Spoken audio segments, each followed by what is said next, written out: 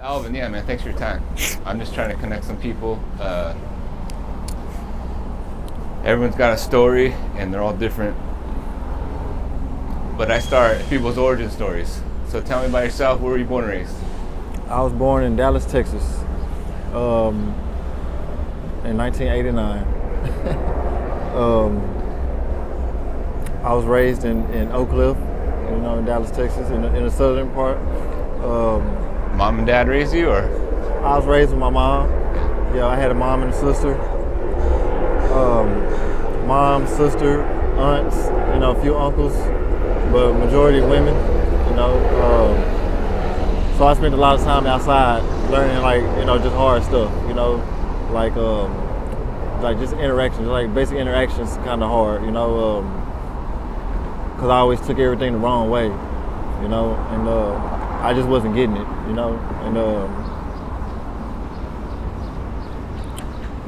Tell me more about that. Like, what do you mean?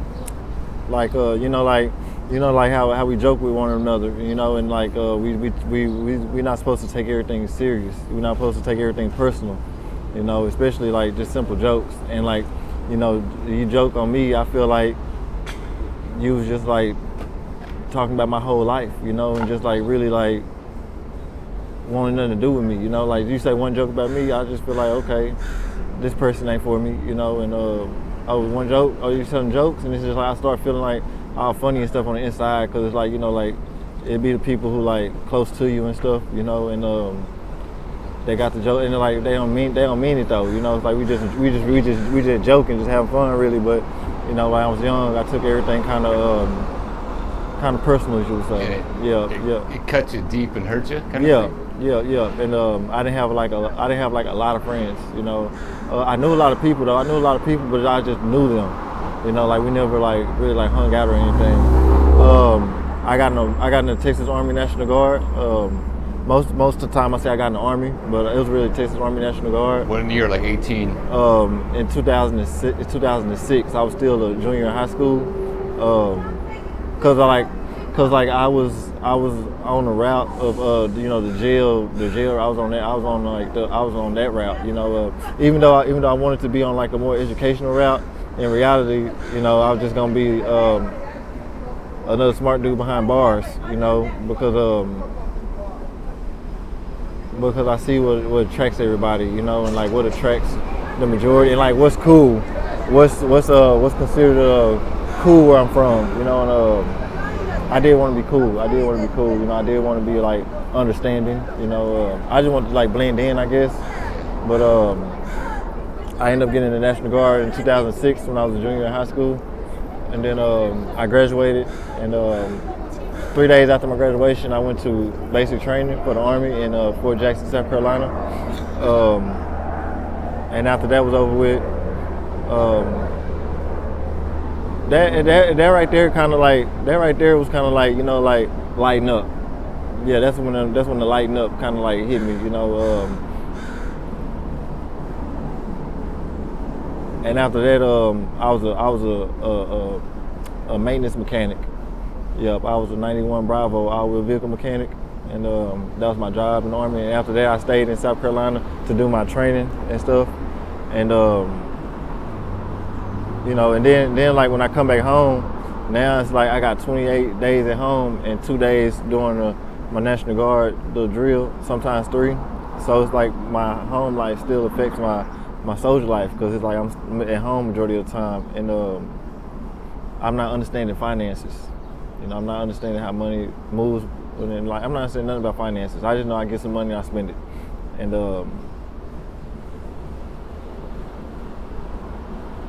I go to Iraq at 19. I stayed for 18 months, and I went in 2008 and came back in 2010. And the first 12 months I was with the Texas Army National Guard. We did convoy security. We was in Toledo, Cobb, Adder in the south, and we drove all the way to the north.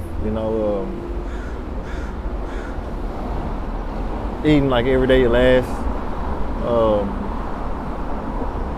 Not knowing if it was gonna be your last time or not, just leaving the wire, stuff like that. Getting rocketed, stuff like that. I ended up losing my rank with the Oregon National Guard when I stayed the extra 6 months. Because after the first 12 months, I decided to stay for extra 6. You know, and it was good money and stuff like that. And now I'm like touching like money or whatever. And to me, the money ain't never gonna stop. To me, the money's never gonna stop. So I come back home and you know, my friends are big drug dealers. So you come back home to Dallas. To Texas, gotcha. Yeah, to Texas, yeah. And I go back to, you know, Oak Cliff, you know, and my friends are basically like, you know, like drug dealers. And to me they was big time drug dealers, you know. To me they was big time drug dealers, like that was the everyday life. And I'm getting little jobs here and there. I went to college for diesel technology. I failed the second semester. I ended up going to jail in Houston. That's the only time I ever been to jail. But I ended up going to jail in Houston. And so now I done racked up like warrants and tickets and stuff, you know, across the state of Texas. And I got warrants in my own city in Dallas. And my friends are still selling drugs. And they not worried about none of that. And so I decided to, you know, get into the drug dealing thing. And now it went from something that I'm watching to something that I'm actually doing. And I love that more than the job. Yeah. And what was it about that lifestyle that? I mean, just touching money every day, and then like just sometimes you see the same people on an everyday basis, and like just knowing that you're getting like you're making safe money without no job interview or nothing. And everybody else, you know, that I came up with, they was on the other side of the gate buying the stuff. They wasn't the one selling it. So for me to be selling it was kind of like, what am I doing even selling it? How do I even get associated with this type of stuff? Because nobody forced me to do anything. Nobody like talked me into it. Nobody really gave me the option to get involved in that stuff. You know, it was just my closest friend was like, you know, he was one. And then I started getting close with like his people, and they all was the same, you know. And I don't know, I just found it attractive. And then now I done went through I'm about 25, and I done had a lot of jobs from 23, 21 years old to 25. I done had a lot of jobs, a lot of them, because I'm not really valuing the job. I ain't find no value really in the job, in the work.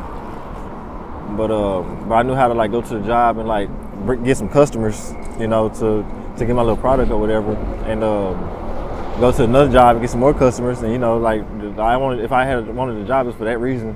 And long story short, at the end of all that, my mom ended up dying at 51 years old. She was healthy, there wasn't nothing wrong with her, and she passed out at work. And I'm thinking she gonna come home, whatever.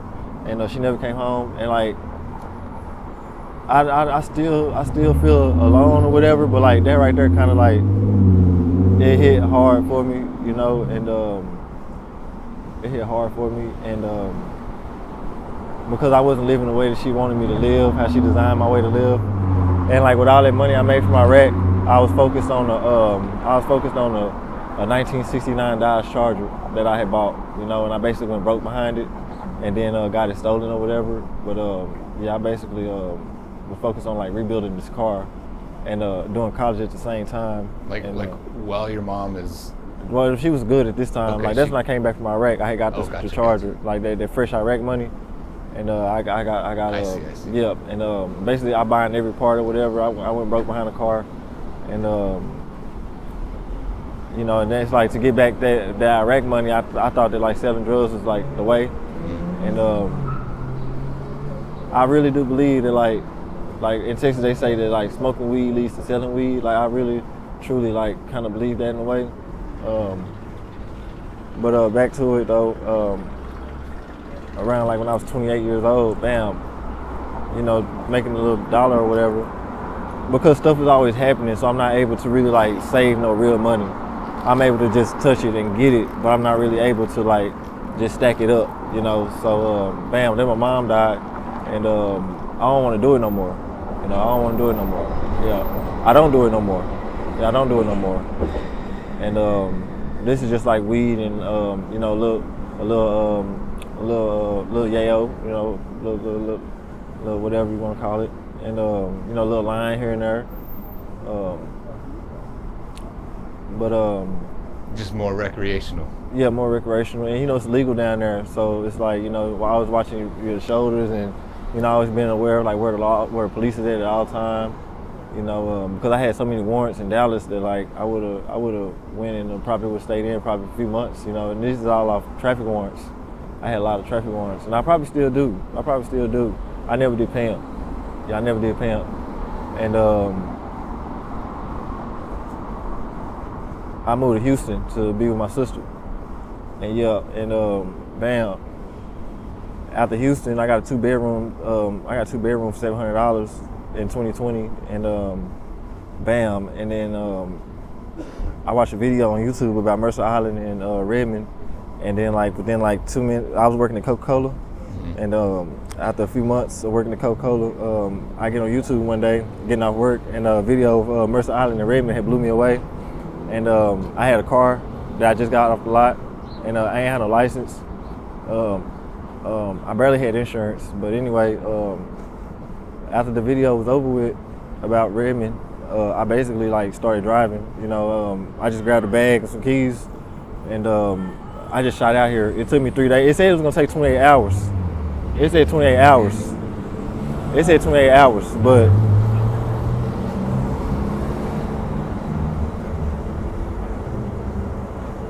it said 28 hours, but it took me 3 days.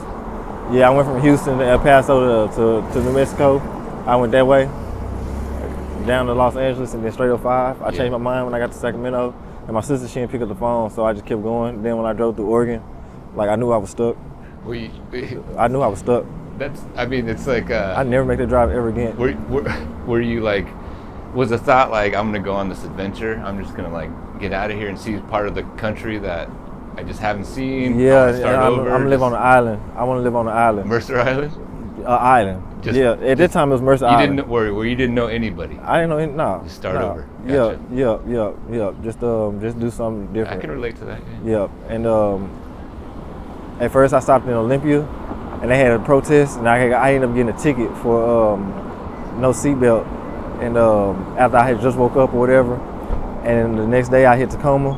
And Tacoma, I realized I see a lot of, you know, a lot more drug use, and like, you know, more it was more diverse.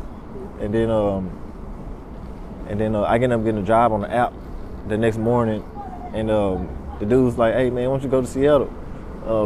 People homeless in Seattle, you'll fit right in." And I didn't know what he meant by it. I didn't know what he meant by like I fit right in. But anyway, after that I shot to Seattle, and it's like a police car probably a few cars up, and it's like another one probably like a few cars back, like in traffic on the highway. And so I'm still like, you know, like got this edge about like the police and stuff. And basically I ended up getting an apartment, and where I had my apartment, I had my apartment for 3 years in Capitol Hill, Seattle. And so you're working, you have a job, you have an apartment, yeah, and like life's happening. Yep. And I go from like flat floor to like fully furnished, and it was a good 3 years. You know, I had a rooftop and everything. It was a good 3 years, but then it's like the more and more I come outside, the more and more I see people who got a place to stay, but they not paying like $1,500. They not paying $1,800 in rent. You feel me? But they got a place to stay, and that really was like my my turning point to like do something about my living. You know, like it sucks the decision I made to like lose my apartment.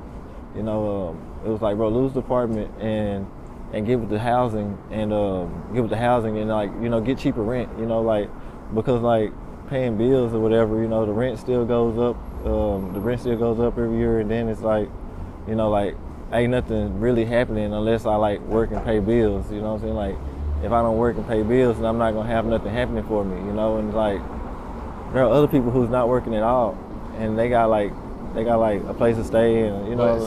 Just so I'm clear, like you saw people who were not working, but had a place to stay who were not paying rent. And who these people were like? Who are these people? Were they friends of yours? Were they was just like in Capitol Hill. They was just like other people on the streets, other like homeless people, or whatever. Gotcha. And they can't be homeless because they got a place to stay or whatever. But like they that's where like they hung out and stuff like that. And like when I go outside, because now at this point, I started like doing the drug out here, you know, and so like every time I go outside, I'm around other people who like do the drug or whatever. And they're there, and they got housing and they got a place to stay, so they can do the stuff in their room, you know. And yeah, now I'm on like a little drug or whatever. And for me, selling drugs or whatever, I know that like when you're doing drugs, like how to act, you know. So it's like I don't let the drug really just control my actions. Like if the drug is that strong, I don't need it. Yeah, I don't need it. Yeah, and I did mushrooms for the first time like the other day, and like it was a cool experience. Like it was cool. Like it was very cool. I've done mushrooms. Yeah, it is insane. Yeah. It's mind blowing. I couldn't believe it. Yeah, I always wanted to too. Yeah. And I was around some good people. Yeah. And I ended up locking them out their own room. Yeah, I locked them out there. They left. I locked the door. Like, hey. It's some wild stuff. Yeah. But my story not like.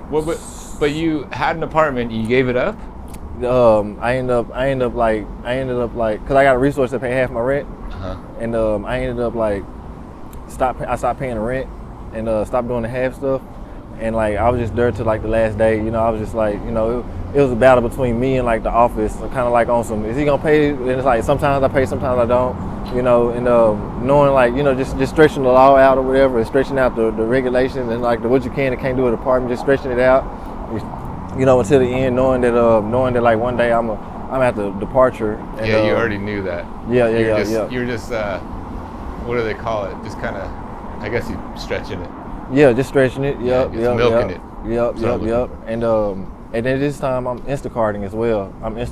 You're working, yeah. Yeah. I'm making money every day, and I ended up getting kicked off in like December, and that's right when like I was like, you know what? In December was when I was like, you know, I pulled the plug on the apartment as well.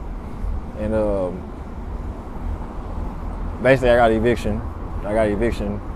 And after that I got a good job with Rivian, the electric truck company. I was an electric truck technician. I was finally making $30 an hour. I was finally like doing something that I wanted to do. And but I'm living in my car. And I ended up getting the car towed in March. But I lost the job, and like I got the job in January, I think, right at the beginning of January, and I lost the job kind of like, I guess like the end of February, and because I overslept by an hour, and I didn't show up to where they wanted me to show up to, cause like the car is electric, so I got to charge the car, and like I ain't really like, you know, like had no money at this time. Like I got money, but like I'd spent it or whatever. So, and it's like me being late, they want me to go to a certain location, I ain't have enough gas to go. Whoop. So they ended up firing me, like, you know what I'm saying, like on the spot or whatever. And now I work at Fred Meyer's. In the home department. But so your car got towed, and what happened after your car got towed? My car got towed. Where'd you stay? Where'd you sleep? Oh, after my car got towed. All right, so while I'm Instacarting, I hang out with the houseless, you know. So right there off of South Lake Union, right there by UW. There's a parking lot. There's a bunch of tents there. I used to pull up and smoke, you know, my little stuff, and I smoked with them. And so when I lost my car, they didn't hesitate. They got me a tent, you know what I'm saying. They made sure I was good. They made sure we ate or whatever. They kept me smoking, you know. Even stuff I didn't smoke, like just because they smoking and they still alive, like I smoked it. But I didn't smoke that fetty stuff though. But you know, it's like because they smoked and they good, like I'm smoking too. But it ain't really what I do. Out of curiosity, what is your like drug of choice? You don't have to tell me. Nah. My drug of choice, bro, is clear. Yep. Meth, as you would say. But it's like it don't have no simple effect on me like it do like some people. You know what I'm saying? Like Yeah. I get that a lot. About how like I'm able to like do the drug and like keep it separate from my like personal stuff that I love. You know what I'm saying? Like my job, for example. You know, like I'm able to like do the drug and still like operate as a regular like person. You know what I mean? Like I just don't like do the drug and like become like a total stupid ass. You know what I mean? Like a total like oh. You can like still function. You know, and like I still like I'm still like aware of like everything and. I forget a lot of stuff though, you know, it's like, that's what the people around you supposed to like, you know, supposed to recognize, you know, like, hey, we all doing, like, we supposed to look out for each other and stuff, you know, but I be around some good people though, yeah, but now after, I lose my apartment in December and I get a job at Rivian, I go around to all the Amazon warehouses fixing the Amazon vans. I was a Amazon van mechanic over there, electric truck technician for the Amazon vans. It was good, and I'm sleeping in the tent as well. At this job, I'm sleeping in a tent. They don't know really that I'm homeless. You know what I'm saying? They don't know. Like, that ain't something that I really discuss. You know, sure. And I lose the job. Boom, I go back to the tent, and boom, I'm back in the tent still, and I'm just waiting really for like them to get swept, and you know, for them to sweep, they gotta offer housing or whatever. I'm really waiting on like that right there, but I ended up getting a job at Fred Meyer, and. Now I'm like, okay, so with me making money, I should be able to like put something down or have some proof of income for it to like move faster. And I really need to apply myself when it comes to that right there. But at this point here, from March when I started, and this is July, I'm still in the same boat where I started. I really ain't made like no housing moves.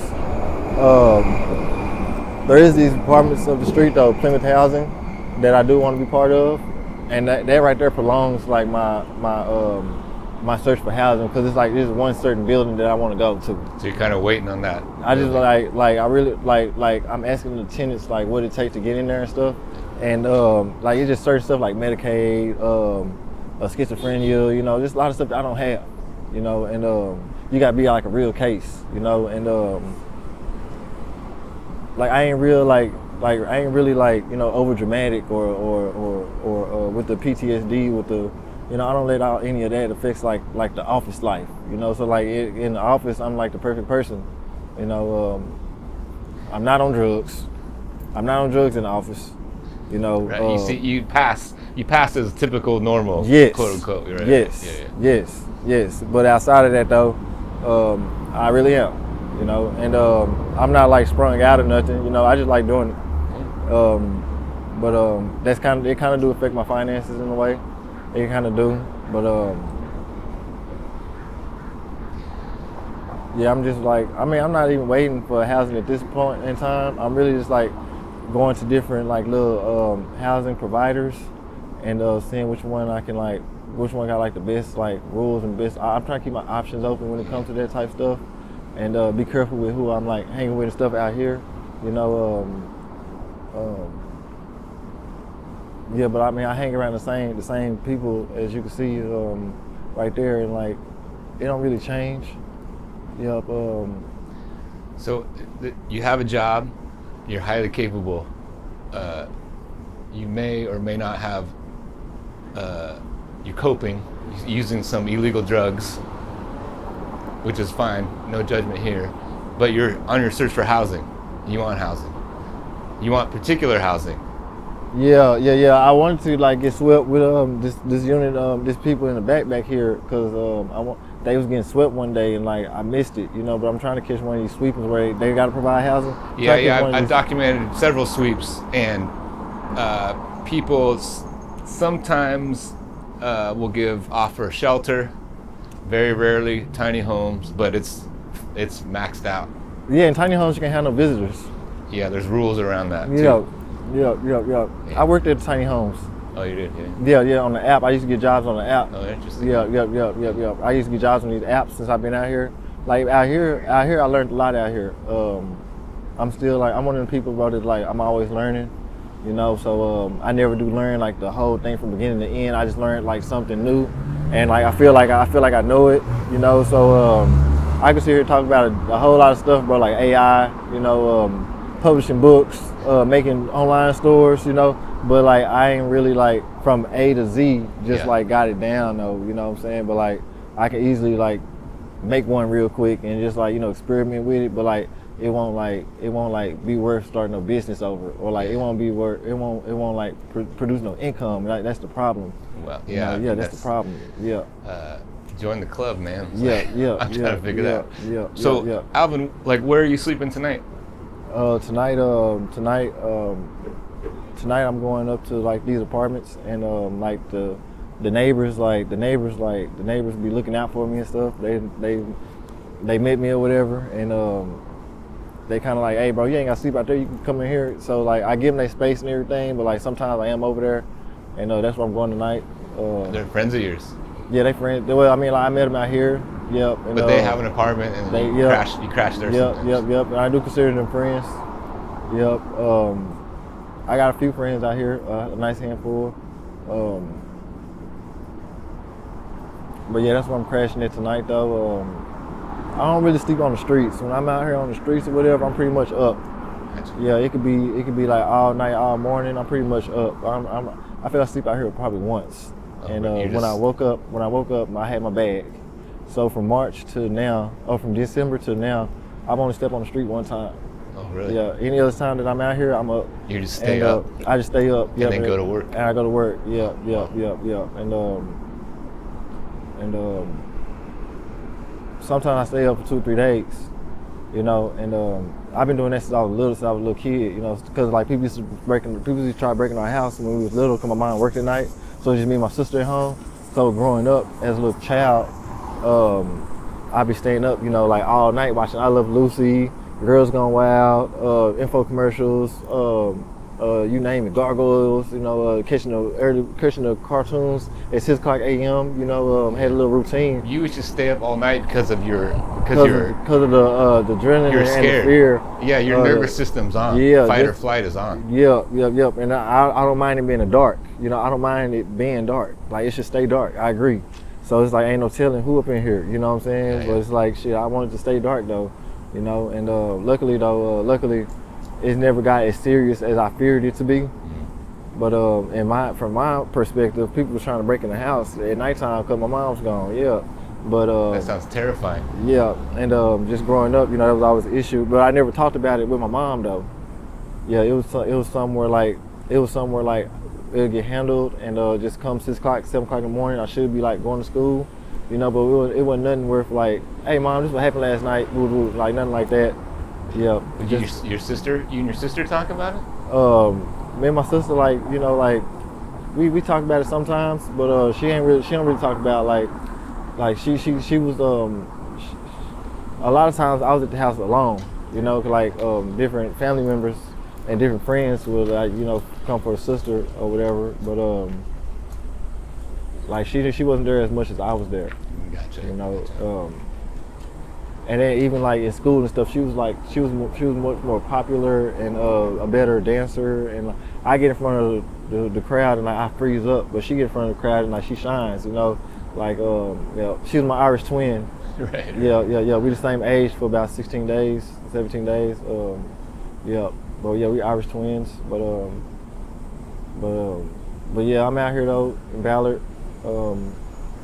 Started out in Capitol Hill. Well, Alvin, is there anything that you'd want to say to the people of Seattle?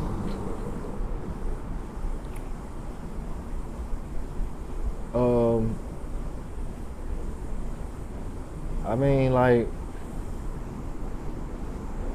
not everybody homeless is a dumbass. You know what I'm saying? Or as nasty as they look. You know what I'm saying? Some of them are fair people. You know, some of them are fair. I can understand. I'm the same way towards the dumb, loud. You know what I'm saying? The ignorance. You know what I'm saying? I'm the same way towards them. You know what I'm saying? So a lot of stuff that I don't agree with. But when it comes to like their survival and everything, like I don't wish for them to die, or I don't wish for them to, you know, like get hurt one day all because of, I don't know, just something petty, just something small, you know. I just think that I don't know, like if I'm homeless or whatever, I'm not gonna break in your car. You know, I'm not gonna. I got no reason to steal from you. You know, but there are some homeless there are a lot of homeless that will. You know, so it's a double-edged sword, and I'm real careful and dramatic. So it's like I would expect for the people of Seattle to be careful and when who they get involved with. You know, when somebody say hello to me, I kind of feel like, what do they want? You know, yeah, what do you want? You know, and there are some that's worth like, you know, like helping out and talking to, but there's a majority that's like, you know, majority that's waiting on something, and instead of like putting in effort, you know, running behind a schizophrenia or running behind bipolar, using excuses, you know, mental health is real. That's right. And yeah, mental health is real, and I hope that like they do get help. You know, I hope the people who not looking for help, I hope they get help. Yep. I hope the ones who really need the help really can use it. And I don't know where I fall into that. Yeah, I don't know where I fall into that. I feel like I put myself out here, you know, and I thought I would have been like housed by now, but it's like it's taking longer than usual. Plus, I like the job or whatever. So as long as I stay close to Fred Meyer's, like it's fine. Yeah. But I don't know, like you know, you can't treat somebody bad and then go off and live a happy life. You know what I'm saying? Like you treat somebody bad, something bad happens to you, you know, and life is full of ups and downs, you know. But yeah, it's like, you know, I just can't. I don't wish bad for no one. Yeah. I don't wish bad for no one. Yeah, I've talked to a lot of folks, and I think you might be the first. I'm not sure, but you're a bit unique in you're holding down a job, yet you're unhoused, and you're in this kind of limbo. Yeah. Great area. Gray area, if you will. Yeah. I figure that. So like I don't like when I'm out here, I don't like quite like talk about it like that, because I don't want to like no jealousy or anything. You know what I'm saying? Or no hatred, no dry hatred. You know, I just see where I can be a blessing and help people, or help the time party, like help the party keep going, you know, stuff like that. Help the fun keep going, Yeah, you know, or see what somebody really want, like what do you really want, you know, because it ain't $2, you know, what do you really want, you know, like, and try to like, you know, but it's like, you know, knowing that one day I'm gonna like get housed and like hopefully it'll be like a part of my income or something, or where we can like work something out or whatever. I know once I put like my name on somebody's paper, but I didn't expect to be out here this long though. Right on, man. It's been real. Yeah. It's been real. Yeah.